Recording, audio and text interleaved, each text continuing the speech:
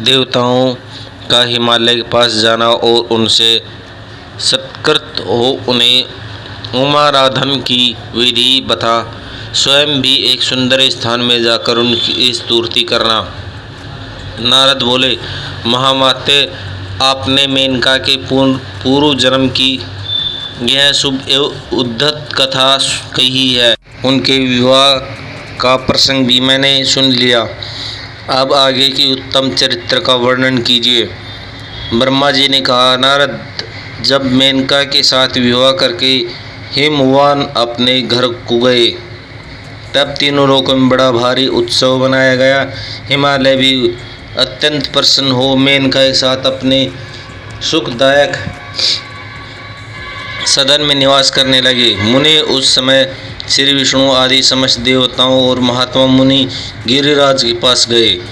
उन सब देवताओं को आया देख महान गिरिराज ने प्रशंसा पूर्वक उन्हें प्रणाम किया और अपने भाग्य की सराहना करते हुए भक्ति भाव से उन सब का आदर सत्कार किया। साथ हाथ जोड़कर मस्तक झुकाकर वे बड़े प्रेम से स्तुति करने को उद्यत हुए।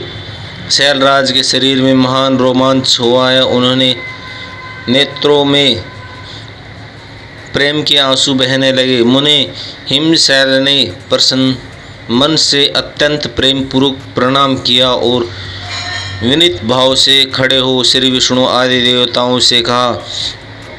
हिमाचल बोले, आज मेरा जन्म सफल हो गया। मेरी बड़ी भारी तपस्या सफल हुई। आज मेरा ज्ञान सफल हुआ और आज मेरी सारी क्रियाएं सफल हो गई। आज मैं धन्य हुआ। मेरी सारी भूमि धन्य हुई। मेरा कुल धन्य हुआ। मेरी स्त्री तथा मेरा सब कुछ धन्य हो गया।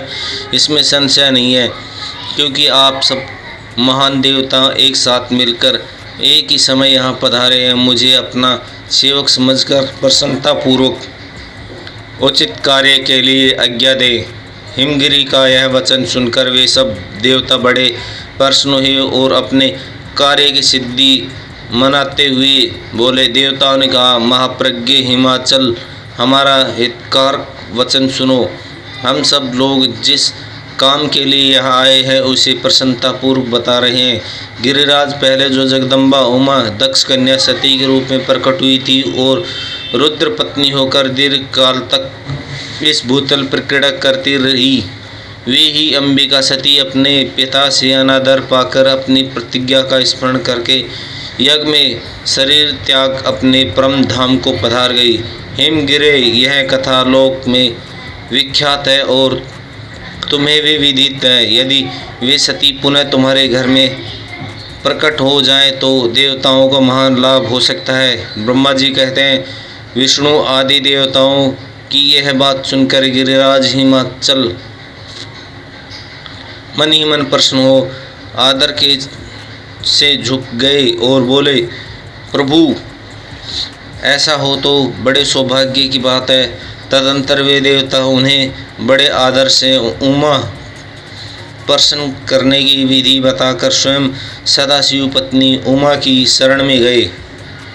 एक सुंदर स्थान में स्थित होकर समस्त देवताओं ने जगदम्बा का स्मरण किया और बारंबार प्रणाम करके वे वहां श्रद्धापूर्वक उनकी स्तुति करने लगे।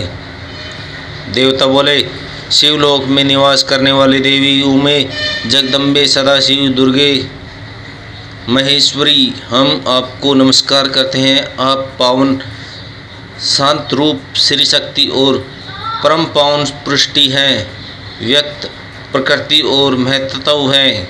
ये आपके ही रूप है। हम भक्ति पूर्वक आपको नमस्कार करते हैं। आप कल्याणमयी शिवा हैं। आपके हाथ भी कल्याणकारी हैं। आप शुद्ध, स्थूल, सूक्ष्म और सबका परम आश्रय हैं। अंत विधि और सुविद्या से अत्यंत प्रसन्न हो रहने वाली आप देवी को हम प्रणाम करते हैं। आप श्रद्धा हैं, आप दूती हैं, आप ही श्री हैं और आप ही सब में व्याप्त रहने वाले देवी। आप ही सूर्य की किरणें हैं और आप ही अपने प्रपंचों को प्रकाशित करने वाली ब्रह्मांड रूप शरीर में और जगत के जीवों में रहने हो, जो ब्रह्मा से लेकर 53 यंत्र संपूर्ण जगत की पुष्टि करती है। उन आदिदेव को हम नमस्कार करते हैं। आप ही देव माता गायत्री हैं, आप ही सावित्री हो और सरस्वती हैं, आप ही संपूर्ण जगत के लिए वार्ता नामक वृत्ति हो, आप ही धर्म स्वरूपा वेद देत्री, आप ही संपूर्ण भूतों में निंद्रा बनाकर रहती हैं। उनकी क्षुधा और तृप्ति भी आप ही हैं। आप ही तृष्णा, क्रांति, छवि, तुष्टि और सदा संपूर्ण आनंद को देने वाली, आप ही पुण्यकर्ताओं वे यहाँ लक्ष्मी बनकर रहती हैं। आप ही पापियों घर सदा ज्येष्ठा लक्ष्मी की बड़ी बहन दरिद्रा के रूप में वास करती हो। आप ही संपूर्ण जगत की शांति हो। आप ही धारण करने वाली धात्री एवं प्राणों का पोषण करने वाली शक्ति हैं। आप ही पांचों भूतों के सरा तत्वों को प्रकट करने वाली तत्व रूपा हैं। आप ही नीतिज्ञों की नीति तथा व्यवसाय रूपिणी है। आप ही सामदेव की गीति हैं और आप ही ग्रंथि, आप ही यजुर्म मंत्रों की आहुति हैं। ऋग्वेद की मात्रा तथा अर्थवेद की परम गति भी आप ही हैं।